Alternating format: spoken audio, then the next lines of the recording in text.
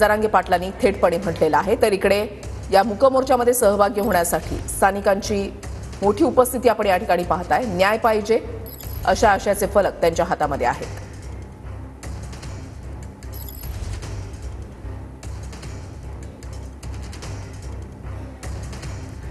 ही दोन दृश्य आपण पाहताय। अंजली दमानिया या काही वेळातच पत्रकार परिषद घेणार आहेत। मुंडेंच्या समर्थकांकडून आपल्याला त्रास दिला जात असल्याचं त्यांचं म्हणणं आहे। त्यामुळे त्या अनुषंगाने ते काय बोलतात हे पाहणं महत्त्वाचं असेल। तर दुसरीकडे पुण्यामधून आता जनआक्रोश मोर्चा हा काही वेळातच निघणार आहे। देशमुख कुटुंबीय या मोर्चामध्ये सहभागी होणार आहे। रेणापूर त्याच्यानंतर बीड परभणीमध्ये मोर्चे निघालेले होते। परभणीमध्ये निघालेला मूकमोर्चा आणि त्याच्यामध्ये सर्वपक्षीय सुद्धा सहभागी झालेले होते। बीडमधल्या मोर्चामध्ये सुद्धा सर्व पक्षांचा सहभाग होता। सुरेश धस त्यावेळेला होते, संदीप क्षीरसागर होते, मनोज जरांगे पाटील होते, जितेंद्र आव्हाड सुद्धा सहभागी झालेले होते आणि आज पुण्यामध्ये हा मोर्चा निघतोय। प्रमुख आरोपी जे आहेत त्यांना काल पहाटे 3 पैकी 2 आरोपींना पुण्यामधून अटक करण्यात आली। त्याच्यामुळे पुण्याचं हे कनेक्शन काय असा सवाल विरोधकांकडून उपस्थित केला जातोय।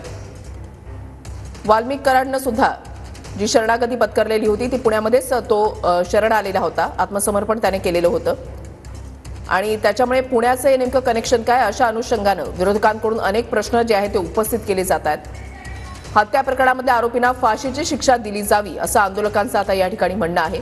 हातामध्ये बॅनर घेण्यात आलेले आहेत, निषेधाचे फलक आहेत, काळ्या फिती हाती बांधण्यात आलेल्या आहेत, काळे झेंडे या ठिकाणी फडकवले जात आहेत आणि या मोर्चामध्ये देशमुख कुटुंबीय देखील सहभागी होणार आहे।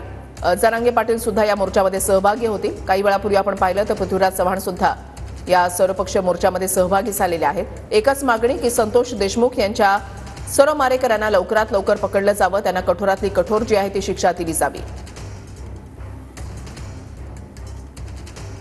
विनय जगताप आमचे प्रतिनिधी आमच्या सोबत आहेत, अधिक माहिती त्यांच्याकडून जाणून घेणार आहोत। विनय, मोर्चाला किती वाजता सुरुवात होणार आहे? खुशाली, खरं तर मोर्चाला 10 वाजता सुरुवात होणार होती, मात्र काही नेते जे आहेत ते अद्याप यायचे आहेत। पृथ्वीराज चव्हाण हे आता नुकतेच या मोर्चाच्या स्थळी दाखल झालेले आहेत। मोर्चाची सुरुवात ही पुण्यातील लाल महल या ठिकाणाहून होणार आहे आणि आत्ताच पृथ्वीराज चव्हाण हे मोर्चाच्या स्थळी दाखल झालेले आहेत। आपण पाहू शकतो पृथ्वीराज चव्हाण यांच्याबरोबरच पुणे असेल किंवा पुणे परिसरातून मोठ्या संख्येनं नागरिक जे आहेत ते या मोर्चामध्ये सहभागी झालेले आहेत।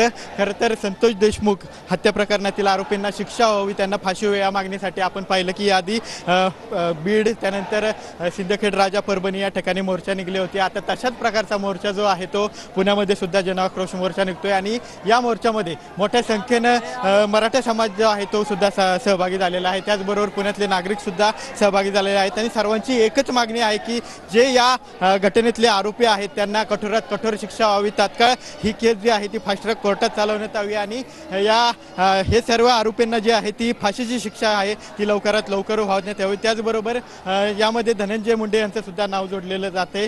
त्यामुळे जोपर्यंत ही चौकशी पूर्ण होत नाही तोपर्यंत धनंजय मुंडे यांचा सुद्धा राजीनामा घेण्यात यावा अशी सुद्धा मागणी जी आहे ती या मोर्चेकरांकडून करण्यात येते। आपण जर पुण्याच्या रस्त्यावर लाल महाल परिसरात पाहिलं तर मोठ्या संख्येने या ठिकाणी आता आंदोलक जे आहेत ते आपल्याला मोर्चेकरी जे आहेत ते जमायला सुरुवात झाल्याचं पाहायला मिळते। मोठ्या संख्येने घोषणाबाजी या ठिकाणी सुरू आहे आणि फरार गुन्हेगारांना फाशी द्या, धनंजय मुंडे गो बॅक, त्यानंतर वाल्मिक कराडला फाशी द्या अशा वेगवेगळ्या प्रकारचे बॅनर जे आहेत या आंदोलकांनी हातात घेतलेले आहेत आणि एक प्रकारे आता थोड्याच वेळात या मोर्चाला जी आहे ती सुरुवात होणार आहे। वृषाली, नक्कीच विनय, तुम्ही असंच आपल्या सोबत राहा। तरी दृश्य आपण पाहताय, मोर्चाला अगदी काही वेळातच सुरुवात होणार आहे। धन्यवाद विनय दिलेल्या सविस्तर माहितीसाठी।